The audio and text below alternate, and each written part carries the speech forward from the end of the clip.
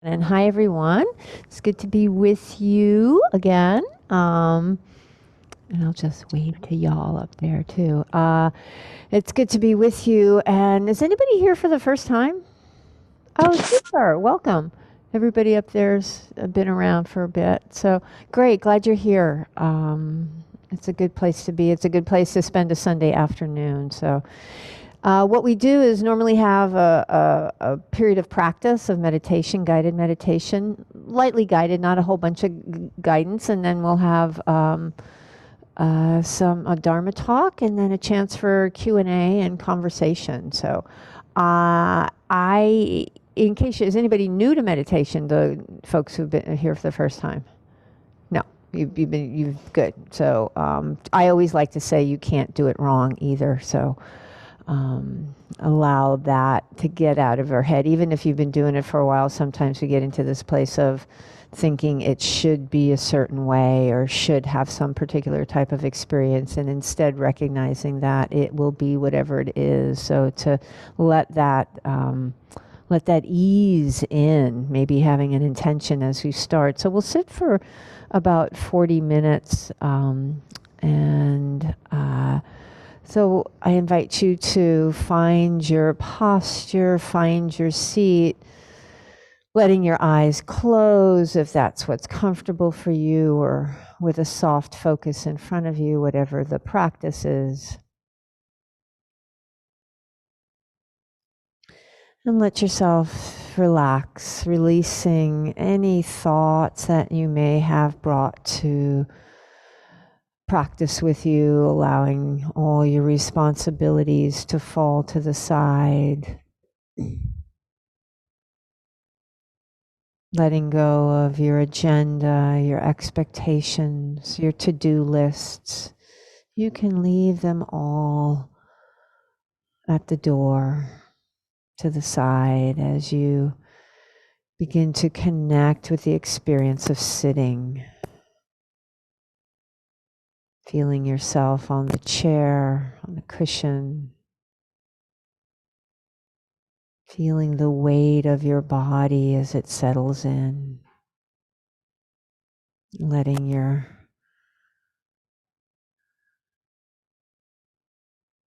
body be upright, the posture be erect but not rigid. Letting there be an integrity.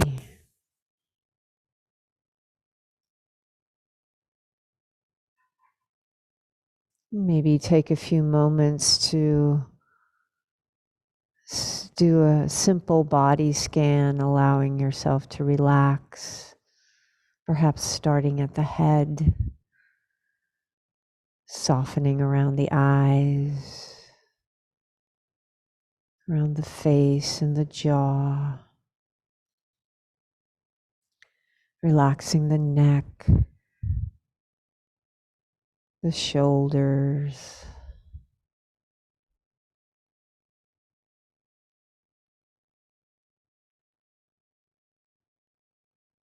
relaxing the arms, letting the hands rest on your lap or your legs, releasing any tension. Just as there's no thoughts to hold on to, there's no tightness or tension in the body that you need to hold on to.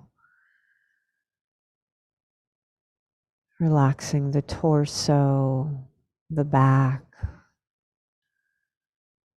the hips, the belly if you can. Relaxing the legs and the feet. Let yourself be supported by your seat, by the ground beneath you.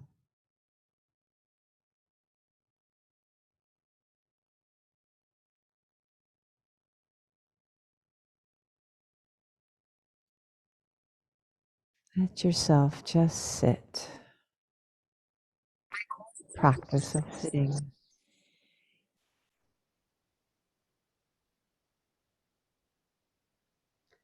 Noticing any internal sensations in the body, some tingling or throbbing or pulsing. Often all these little sensations, so subtle we're not aware of them because we're often so distracted by the world around us. But with this quieting down, there's an opportunity to just be present for what's here. The simple sensations.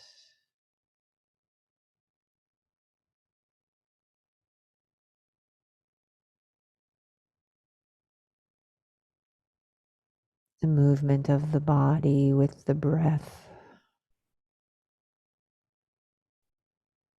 The rise and fall of the chest. Perhaps the rise and fall of the belly.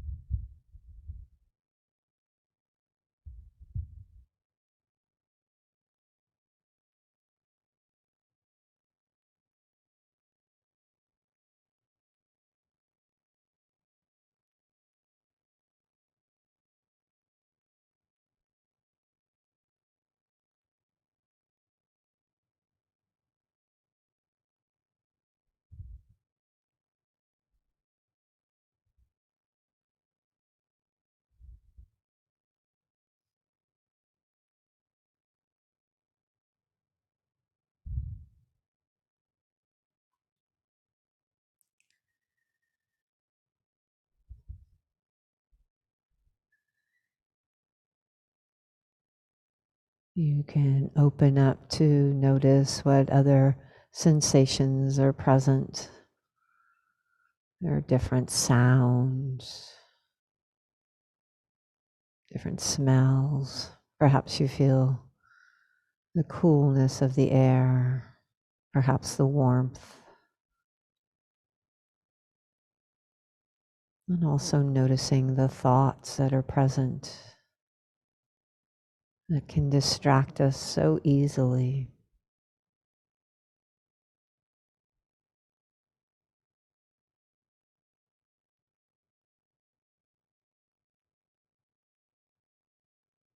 Recognizing that when we sit, we don't shut down our senses. They're still active, but we have a different relationship to the experience. We're aware of the comings and goings. We're aware of the sensations, perhaps noticing whether they're pleasant or unpleasant or neither. Just a simple recognition of what's right here.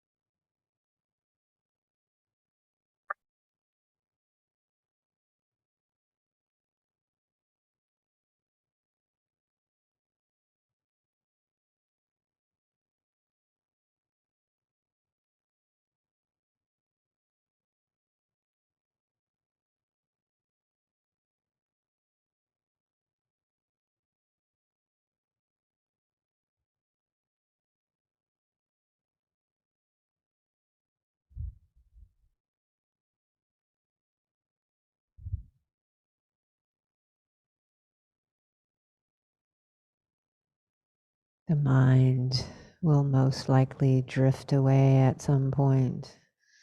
It's so easy to become caught up in thinking about something, thinking about the sound, thinking about a thought about the future, the past, often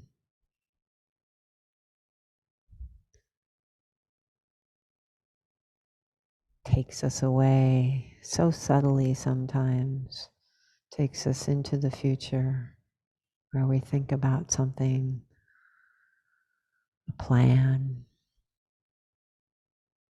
an event. Similarly, with the past, we have a thought that snares us and pulls us away. We begin to think about the past, and when we're thinking about something, we're no longer in the present. It's a practice of direct experience, not thinking about experience. So let yourself release the thought,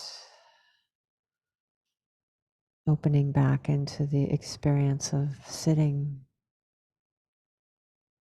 the experience of what's right here. Perhaps as simple as breathing in or breathing out.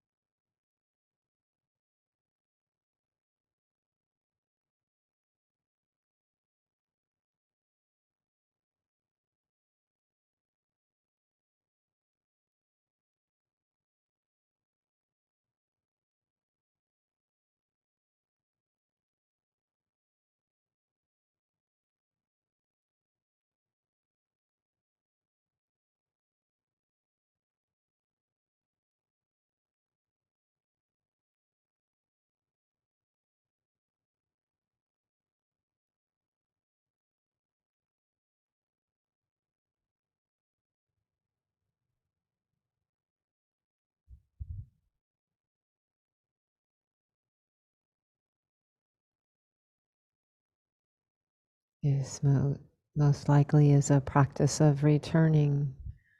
We return again and again when we notice we've become distracted. We return without any criticism, without any judgment, recognizing that the mind gets caught up in its habits. So easy to drift. And we make the effort to recognize and to release, to return and to relax back into the present,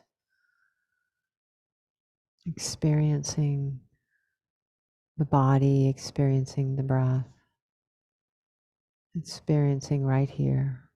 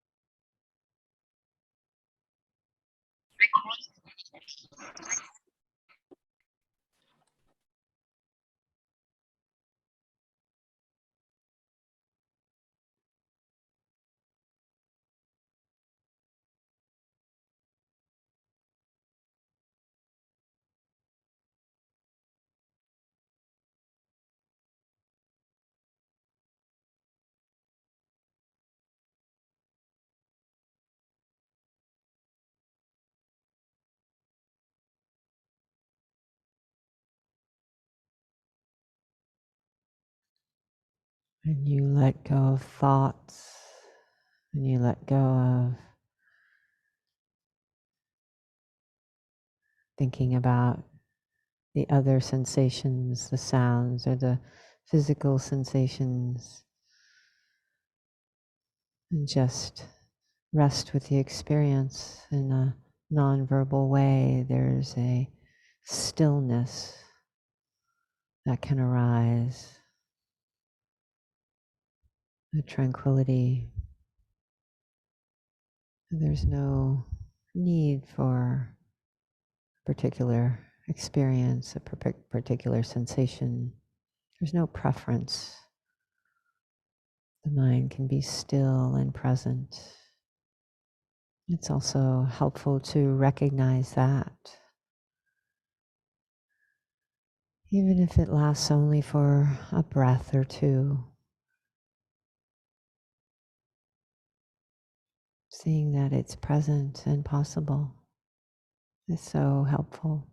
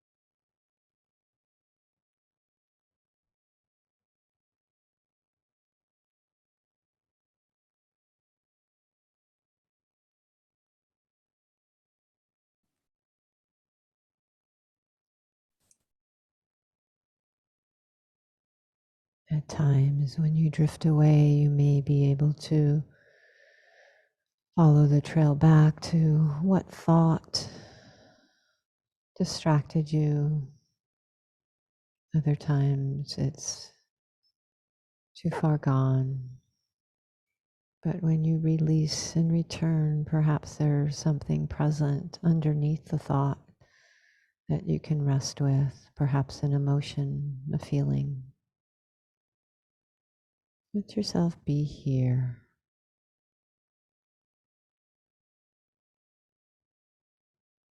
open to this moment.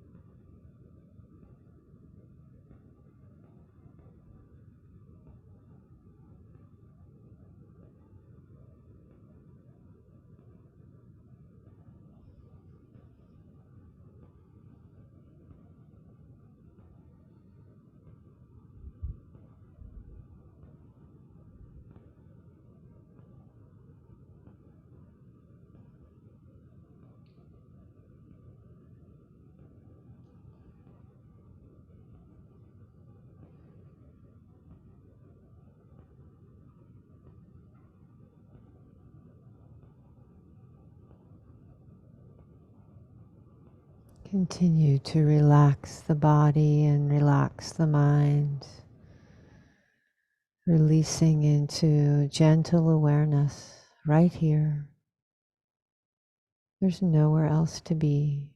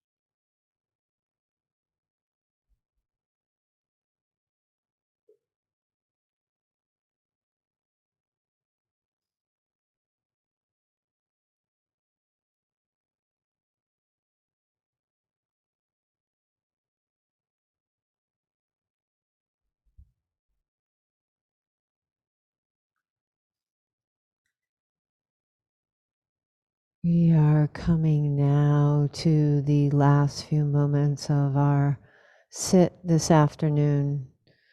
And the invitation, if you like, is to move into a simple gratitude practice. Thinking of something in your life that you are grateful for, something easy to connect with. And bring it to mind and spend the next few moments resting in that gratitude.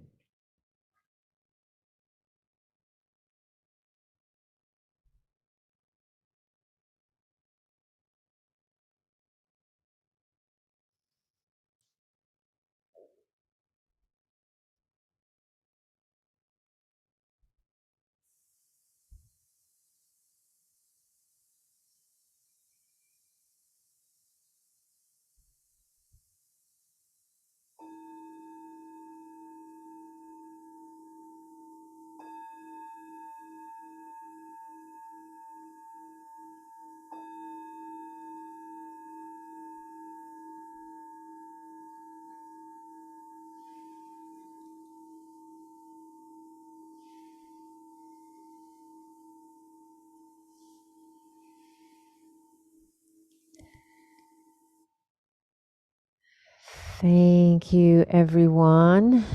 Any questions or comments or thoughts about your experience, about the instructions?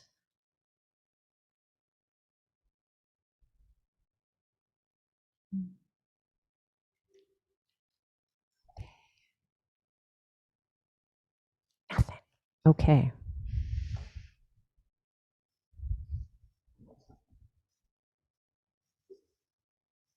I'm a member of the Guiding Teachers Council here at Desert Insight Community of the Desert, and we'd like to offer some themes over the months that will be covering different topics. I know we've done the paramis, the paramitas, the Eightfold Path, and so on.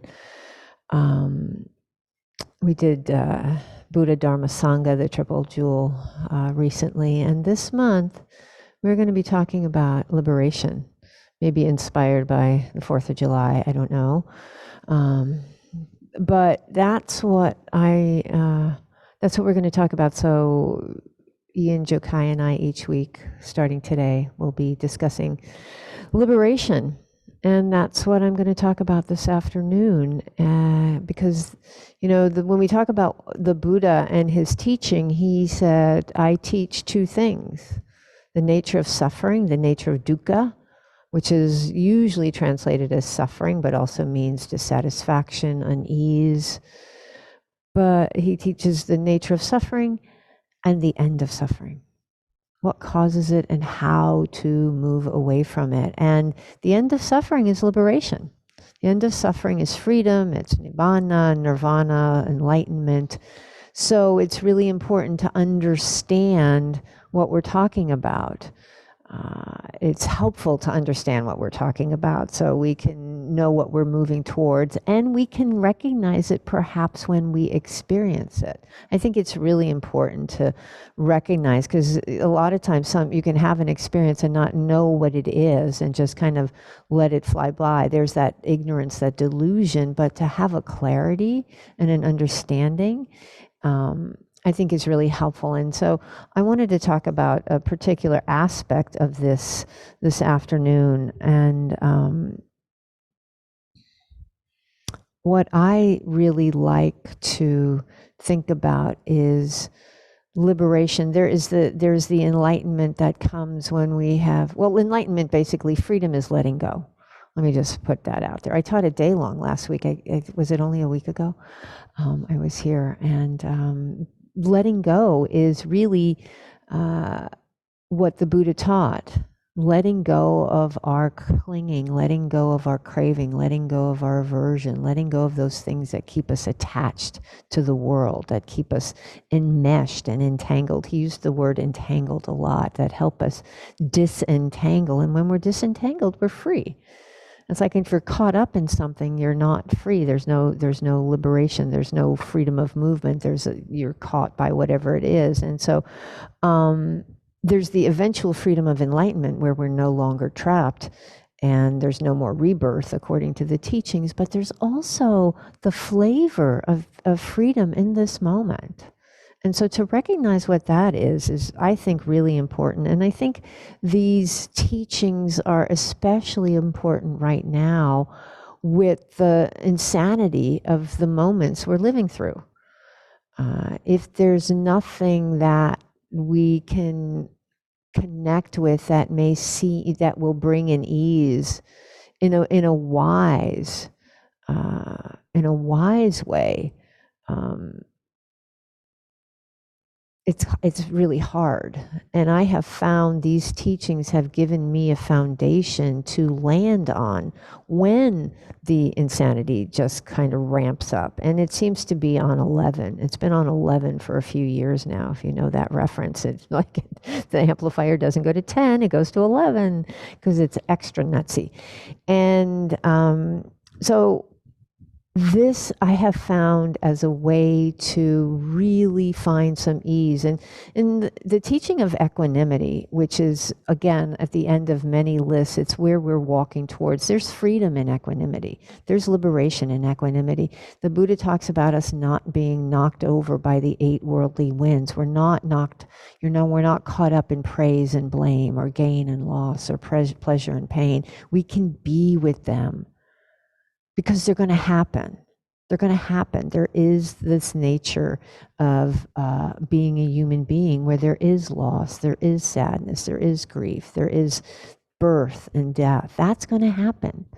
And when we get into a denial of that, that's when there's a lot of suffering. So it's important to recognize that this is really beneficial. This investigation of liberation, this investigation of freedom is really important. And there's one sutta that talks about this. It's often called the one taste. And the Buddha said, just as the great ocean has one taste, the taste of salt, so also this teaching and discipline has one taste, the taste of liberation. So these teachings are all about liberation. And he said that it doesn't matter whether you take a thimbleful of ocean water or a whole jug of it. It's that one taste. And whether you taste it from the surface of the water or the middle of the water or the great depths, there's this one taste. And so there's the freedom of not being enmeshed, of not being caught up in craving, of not being caught up in delusion. And it also is the question that often comes up is, to what extent, and is this freedom available to us as householders? I mean, none of us are monastics. I'm not a monastic. I don't think there's any monastics in the room. I've heard it said that you can't achieve enlightenment unless you are a monastic. But in the Buddha's time, there were a lot of householders who achieved enlightenment. It's just how much are you willing to work towards this? How much are you willing to give to this practice? And that is that's the journey towards liberation. That's the journey towards freedom. And there's a paradox that Bikubody points out. Bikubody is a monk who's really wise. He's in the Theravadan tradition, and he lives back in New York State. And he talks about there's a difference today between freedom and what we think of as license. And by license, what does he say? He said that the distinction, the solution to this, there's a paradox in the distinction between two kinds of freedom: freedom as license and freedom as spiritual autonomy. And freedom as license is what I think we find, especially in this culture that we live in the United States, is I want what I want when I want it. I want that. You can't deny me my rights. I want it. It's if I see something shiny and I have a right to get it. It's this rugged individualism that we have kind of grown up with, that we have the right to whatever it is we have the right to, and that's going to bring me freedom. Those are my freedoms. Those are my rights. Whereas the spiritual autonomy is a recognition of that stuff out there is not where the answer is. That stuff out there is what keeps us trapped. That stuff out there is though it keeps us chained. We're chained to the shiny stuff. We're chained to pushing away the difficulties. We are so entranced. I know Tara Brach uses that word a lot, but we're entranced by whatever it is out there, and we think that is what will bring us this great ease. When I get this, then. When I get this, then I will be happy. But instead, the Buddha asks us to practice a restraint, to practice a discipline, practice a letting go, which means that it's not out there. It's an internal freedom. The freedom that we're working towards in this practice is internal, because this internal freedom can't be taken away. The external freedoms, or the stuff, comes and goes. When we put all our money and all our effort into a particular thing, like, man, if I get that one Buddha, or if I get that particular thing, then I'll be happy. I always say that. Then I'll live happily ever after. And you've all gotten something you've wanted, and none of you, I'm guessing, have lived happily ever after, whatever that means. I've gotten stuff I've wanted, and I'm better than I was, but not because I got the stuff I wanted. It's because of this practice. So this practice asks for a discipline. And Bikubody also in the I think it's into the introduction or the preface to his little book, The Noble Eightfold Path, which is a great little book. He talks about people are not interested in the discipline it takes to really get somewhere in a spiritual practice. And you see that a lot. People are dilettantes. They kind of bounce. They go, oh, I'll go over here and I'll do a little bit of that because that sounds interesting. And then it gets a little uncomfortable. So then they bounce over here and then they bounce over there. And so there's a skimming of all these spiritual practices, many of which are really solid and can really offer a path to liberation. But if you only take from the surface, you're not going to get the full benefit of what it is you're practicing.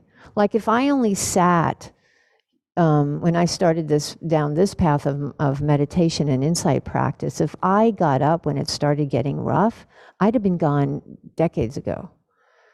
It's you stay when the going gets rough.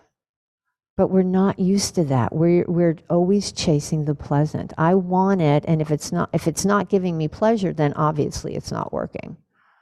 I'm going to go over there. So that's what the invitation is to effort, to discipline, to willingness to stay. The willingness also to let go. And this is where, we get into the actual teachings. There's the Four Noble Truths that there is suffering. It's the fact of being a human being, and the cause of this suffering is our craving for sensual pleasures, our unwillingness to be with the discomfort of being a human being, that human condition, which is like so annoying. But it's all we have. I mean, I can't get away from being a human being. So it's that as well. The Four Noble Truths, the Eightfold Path. And the Eightfold Path, the first factor is to recognize the Four Noble Truths, that there is suffering. And the second Noble Truth talks about its wise intention. And one of the pieces of wise intention is renunciation, which is this discipline, which is this willingness to let go, this letting go of what doesn't serve us. It's a willingness to let go of the stuff, the actions, the ideas, the thoughts of what we think is going to bring us happiness, but instead brings us suffering. I was thinking about this the other day, last night.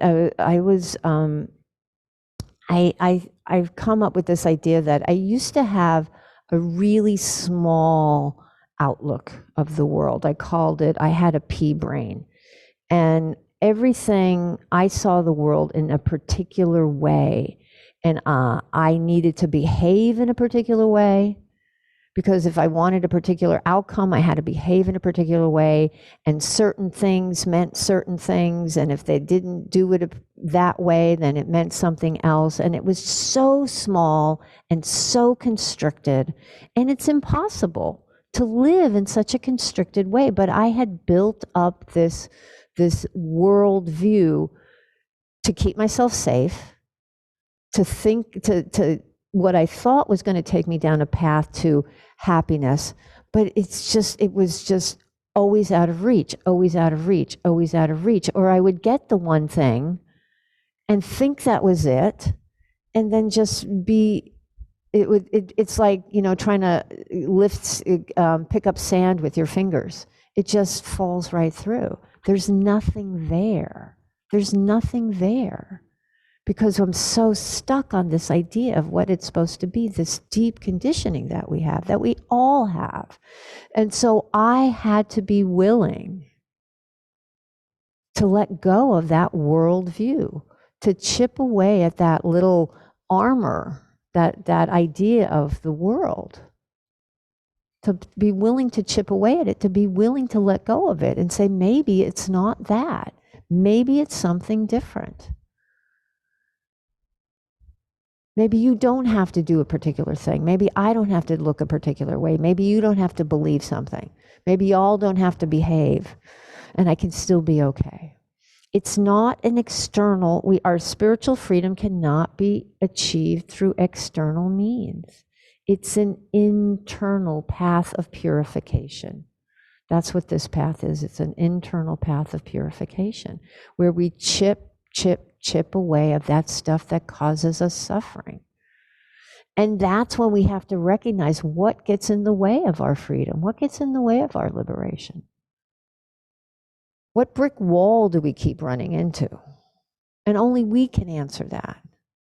My attachment to, having people think about me as a certain way. I mean, okay, I've said this, I know I've told this story before, but it's silly, but this is one of those things that these bizarre ideas that we get. I'm going to label mine bizarre because mine are bizarre. Yours may not be, but they're these things that get in our way. Like somebody reminded me of this the other day, and I know I've told this story, but in the supermarket, I thought it was morally, it was better to buy fresh vegetables than frozen vegetables. Somewhere I heard fresh vegetables are better than frozen vegetables. And that somehow you're morally a better person if you buy fresh vegetables. I don't know where that came from, but ideas seep into our minds because we're getting inundated all the time there's a barrage of information coming at us all the time. And when we're not paying attention, stuff moves in and we begin to believe things and we begin to create worldviews of how things should be and shouldn't be. And I had this view that you're a better person if you don't buy frozen vegetables. And I found myself in the supermarket pushing my cart back and forth between the frozen food aisle and the produce aisle, back and forth, because I wanted to buy corn on the cob. Corn on the cob was in season. I was looking at it and then I went, but I don't know when I'm going to eat it. I want to have it. I don't want to buy it and have it rot in the freezer, in the fridge. And so and it was like, that is painful. That is discomfort. But that's how I lived my life. As I said, that's just a simple little example. But if that's how you're running your life all the time, it's incredibly painful. And then there's the other things like being in a relationship that's not working, but not being able to get out of it because then I would be a failure. Or whatever that means, however that works in our minds, all these different stories that we tell ourselves that we're trapped by. So we stay a lot longer in the relationship than we should, long past its expire date. And when I was in the supermarket that one day going back and forth, all of a sudden I stopped and I went, who made that rule? And the answer was Mary. And I went, okay, this is the question you're going to ask from now on. Who made that rule? If the answer is me, then I need to pause and think twice about it and go, is that true? And that's how I started chipping away. Recognizing that I had built this world that was like so regimented. Even though I was bouncing all over the place internally, it was regimented. So it didn't matter how many shiny objects I got. The internal world was still so painful. And that's what had to be addressed. And the stories we tell ourselves, not good enough, inadequate, unlovable, whatever it is. Nobody likes you. you'll never amount to anything. Or whatever. And we all have those different ones because, again, of the information we've received, the things we've been told, the comparing mind. I compare the old saying, I compare my insides to your outsides.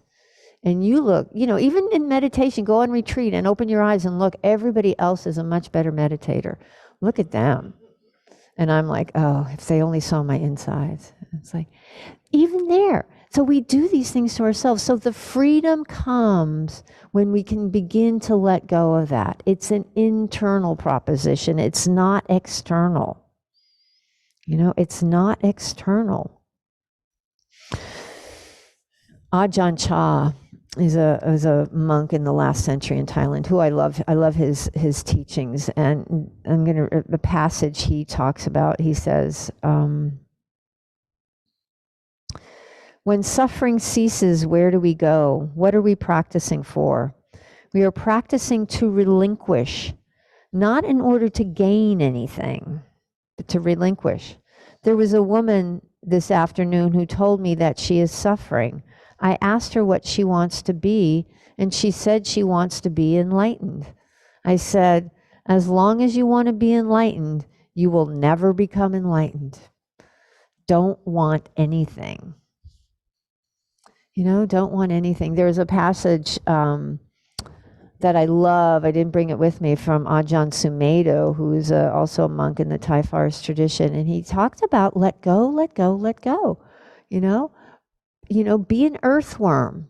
Don't want to be, he goes on to, practice this and learn Pali and learn Sanskrit and become an expert on international Buddhism and go to conferences and give talks. And he goes, just let go, let go, let go. He said he practiced for 2 years, and whenever anything would come into his head, he would just let go, let go, let go, let go. That's the discipline, the willingness to let go. The spiritual autonomy that emerges from this struggle, this discipline, is the ultimate triumph over all confinement and self-limitation. Requirements require restraint, control, discipline, and the final as the final price. But when we are willing to make that effort to let go, we have to let go of the things that are near and dear to us. Those habits, my sarcasm, which I know I've also talked about. It was so near and dear to me. It was such a part of who I am or who I was. I really treasured it because I was good at it. I was funny. People laughed. I belonged. But I also hurt people. People told me I made them cry with my sharp tongue. And I went, I don't want to do that. I have to be willing to let that go. So I said, okay, renunciation. Wise speech. Again, the Eightfold Path is a way we can hold this. This practice is a way to develop a different kind of foundation. And this foundation of the Eightfold Path, this way to live, not causing harm, cultivating compassion and kindness, not taking what's not offered, and cultivating generosity. Generosity is an antidote to clinging. Being wise and gentle with our speech. No sarcasm. Okay. If I'm committed to this. So that's a groundwork that if I let go of everything, who will I be? I land on this foundation. I land on this groundwork that the Buddha has offered, this Eightfold Path.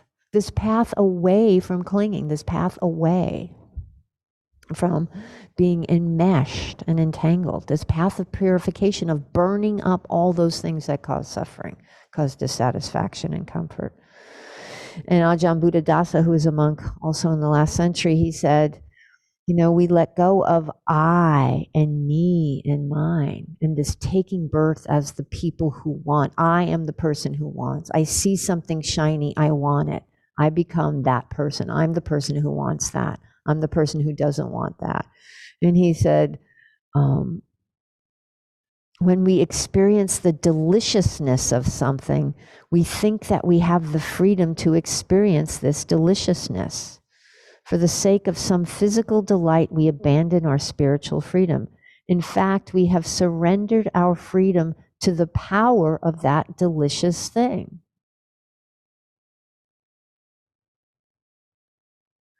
People never really notice this. And on the other hand, when angry or hating, we also lose our freedom to that thing. When the mind is full of anger or hatred, we ought to notice that we've lost all freedom. And these things are biting and clawing us so that we're covered with wounds. When afraid of something, we surrender our freedom to that thing. Nowadays, our world is full of fear and terror such that no spiritual freedom remains.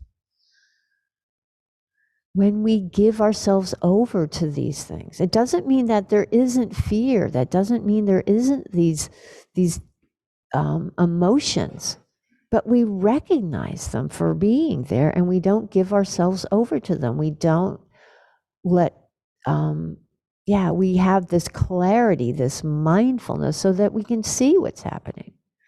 We can see the greedy mind, which I have those greedy tendencies. I want it all. The good stuff, not I want to go down retreat and I want to do this and blah, blah, blah, blah, blah. And I try and figure it out so I can do multiple things at the same time. And it never works out. I have become enmeshed. I have taken birth as the person who wants it all. And it never works out. Either I'm disappointed or I disappoint others because I make plans and then I can't meet my my commitments. And then I feel less about myself. I get annoyed with myself. So one little thing leads to the next, leads to the next, leads to the next if we're not paying attention. You know, intention leads to action, leads to habit, leads to character, leads to destiny. So we have to make sure our intention, wise intention, includes renunciation and letting go of those things that entrap us. That's where freedom is, the willingness to let go. Only the correctly established mind is free, so we must learn how to establish the mind so that it retains its freedom.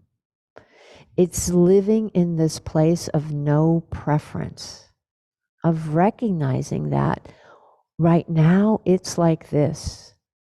That's like one of my favorite sayings. Right now it's like this. Unpleasant, pleasant, okay. And it's really important to I have to say this, that I'm talking about our personal experience, our internal freedom. Dealing with the injustice and the violence in the world is something different. But I can have an internal freedom where I'm not totally demoralized by the world, recognizing when it's a lot, learning to take care of ourselves, because there's a lot right now. There's a lot of fear, a lot of terror, a lot of violence. So we have to learn to take care of ourselves in many ways. And one of these is the spiritual practice. How do I hold all this stuff? How do I hold this stuff today? And a lot of it is this reflection, is this mindfulness, is this effort to let go of should. It should be this way. It should be that way. Yeah, maybe, but I don't have to get all enmeshed in should, because should is out there. How do I hold the reality of this moment? Not how am I going to take care of what's happening tomorrow, but how do I hold right here, right now? internally. Living in this place of no preference, that's equanimity. That's an open heart. A direct intimacy with our own experience without preference. Right now it's like this. Praise, okay. Blame, okay. Pleasure, okay. Pain, okay. Gain, okay. Loss, okay. It's going to happen. And not in a spiritual bypass kind of way where we use our practice to deny our feelings, but to create a space to hold our feelings. That's really important. The freedom to have our feelings is enormous. Because I spent a lot of my life uninterested in feeling anything. It's like, what do I do not to feel? How do I not feel? And you can run, but you can never hide. I tried it all: drugs, alcohol, sex, everything. Never shopping because I was always broke. But everything else, how do I not feel? And feelings are, I had a friend who said they eat their way, they're going to eat their way out. So this practice says, discipline, sit, turn towards, with a kindness, with a compassion, with a willingness to be with, sati, be with. That's a tremendous freedom when you don't have to run away from anything. You don't have to run away from an emotion. That's the freedom that this practice offers. The freedom to absolutely be right here in the midst of the pain, in the midst of the joy. Just as important to acknowledge joy. Really important to acknowledge joy, especially in the nonsense that's happening right now.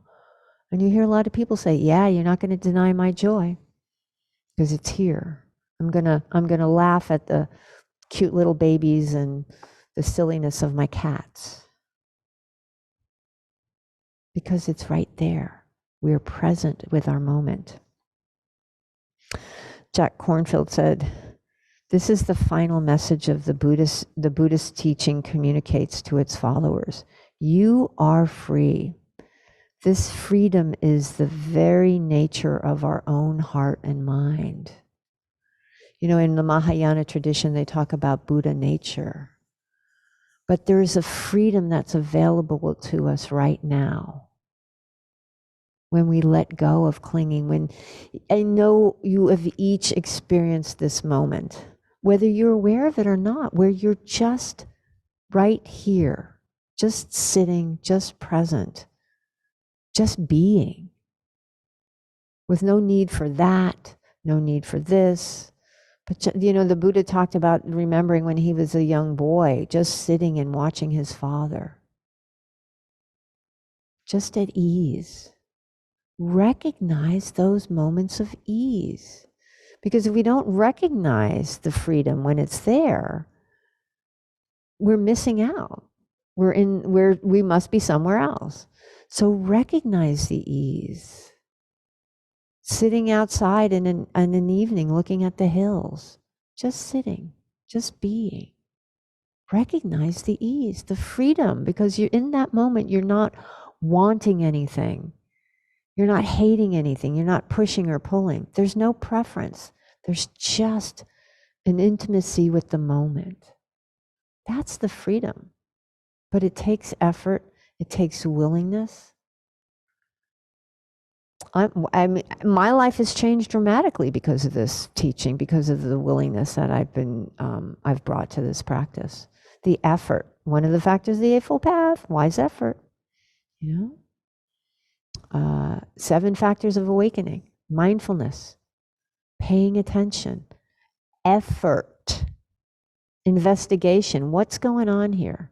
What is this? Oh, I'm stuck in that idea that doesn't work.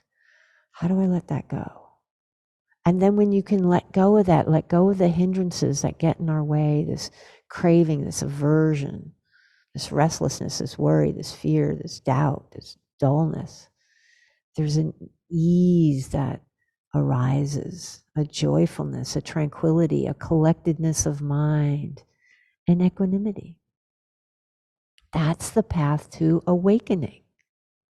And it starts with paying attention and willingness to let go. So those are my thoughts on freedom and liberation, and I really thank you for your attention, and I hope it's been of some benefit.